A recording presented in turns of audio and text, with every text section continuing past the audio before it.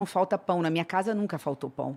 Mas eu tive 2 grandes valores dentro da minha casa. Meu pai, com espírito público, um homem público com 40 anos de vida pública, nunca teve uma mancha na vida dele. E minha mãe, muito religiosa. Então, ela dizia assim, minha filha, ninguém é feliz vendo a infelicidade dos outros. E meu pai dizendo, o dinheiro público, quem tem poder é para servir, não para ser servido. O dinheiro é do povo, você tem que colocar onde o povo precisa. Então, eu fui criada dessa forma. Mas tem 3 momentos na minha vida que eu acho que me transformaram para melhor, enquanto ser humano. Um foi sala de aula, professora. Só é bom professor quem é altamente altruísta. Quer dizer, é uma redundância, né? Isso, acabei de falar uma besteira aqui. Quem é altruísta, você como professor de inglês sabe disso. Você tem que se doar, porque se você não se doa, se você não se entrega, você não é um bom professor. Então, isso mudou. Você não consegue criar uma conexão com teus alunos, né? É. E o segundo momento foi a maternidade. Ser mãe... Isso muda todo mundo. Muda. Mudam como pai, como mãe, mas como mãe eu acho que é por conta daquela coisa umbilical, eu não do tenho a menor sangue, dúvida que pra mãe é ainda né? mais eu não sei, porque pra mim mudou a minha vida mesmo. Mas a mãe... Nossa, as transformações da mãe são inclusive físicas, né? Você já é pai, Sou então? pai de 2. Olha, eu tenho 2 também. Então, é que pra mulher, de fato, né? É inclusive físico. Nesse momento da maternidade, eu comecei a sentir a dor de outras Marias, de outras mães. Eu tenho 2 Marias dentro de casa, minhas filhas, de outras mães. Então, assim, eu sei o que é a fome de um filho. Quando eu dava de mamar e estava voltando do trabalho e tudo mais, Maria Fernanda está chorando de fome, Maria Eduarda precisa... Eu senti, eu queria 10 minutos, né, de atraso para dar de mamar. Aí a gente fica imaginando o que é a dor hoje de uma mãe que não tem o que dar de comer para o seu filho. Elas são próximas, as 2? 3 anos de diferença exatas. Aí... E o terceiro momento foi a CPI. Foi a pandemia. CPI, de fato. Eu anotei aqui para a gente falar sobre ela. Foi um dos momentos mais tristes. Eu entrei muito comovida e saí totalmente indignada com tudo que eu vi ali dentro. Por quê?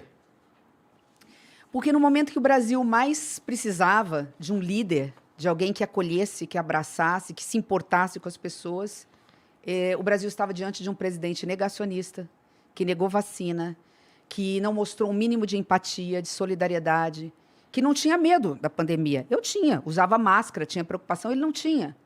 Então, ao invés de sair em motociata, né, ele saía em motociata pelas avenidas do Brasil, se ele pudesse entrar num hospital, só num único momento de dor de uma mãe que perdeu um filho e tivesse abraçado essa mãe, ele teria todo o meu respeito. Ele perdeu todo o pouco de respeito que eu ainda tinha por ele, quando ele virou as costas para cada mãe que perdeu um filho, para cada filho que perdeu uma mãe. E eu vi ali não só o atraso da compra de vacina, a Pfizer, aqui não tem problema falar... Não, pode falar o que você quiser. Pode falar até cloroquina. Eu esqueci de perguntar quais são as regras aqui. Não tem regra.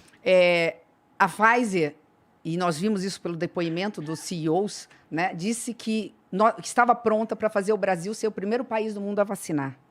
Nós poderíamos ter começado a vacina 45 dias antes. Então, foram 2 momentos muito tristes.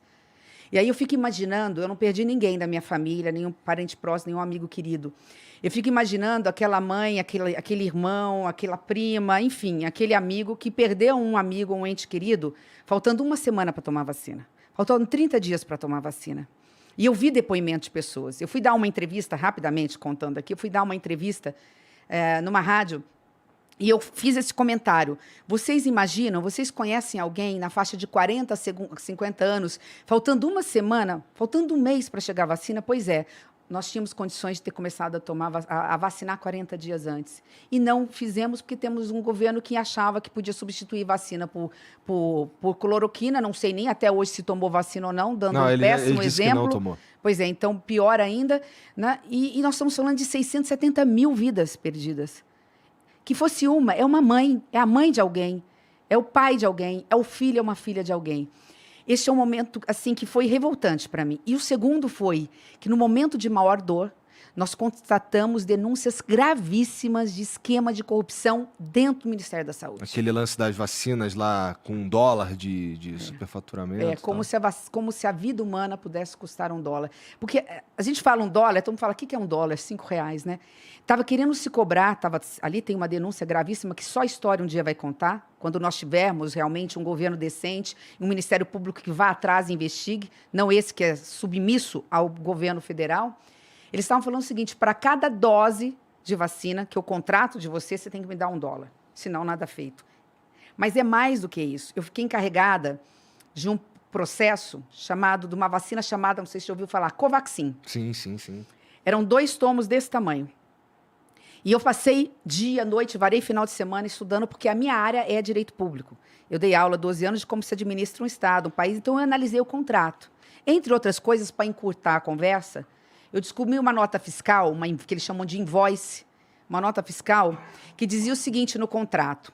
Você me dá $45 milhões com pagamento antecipado para ser depositado no paraíso fiscal, sem nenhum controle, por uma vacina que a gente não sabe se tinha eficácia. Estou falando de mais de R$200 milhões. E quando eu vi essa nota fiscal, totalmente, você como professor de inglês, então ia se deliciar com a quantidade de erros de inglês, eu não sou professora, mal falo inglês. Com todas as notas, todos os equívocos ali, estava tudo ali. A denúncia estava ali, nós tivemos que denunciar. Então, fala assim, não houve corrupção na compra da vacina, porque a CPI antecipou e a CPI impediu É isso essa que eu ia corrupção. falar, porque isso daí não chegou a ser comprado, não chegou a pagar por essas vacinas aí. Mas tem alguém que tem alguém sendo processado, ou qual que é o processo para você pegar o cara que ia ganhar dinheiro com isso? Quem é que ia ganhar dinheiro com isso? A rachadinha ia começar na hierarquia lá, começava com um soldado, terminava com o general. Nós tínhamos pelo menos 2 núcleos temos pelo menos 2 núcleos, ou tínhamos, no Ministério da Saúde. Eu não sei se vocês se lembram, nós estamos falando de um general que assumiu a pasta, né? E então você tinha o núcleo político dos esquemas de corrupção que não veio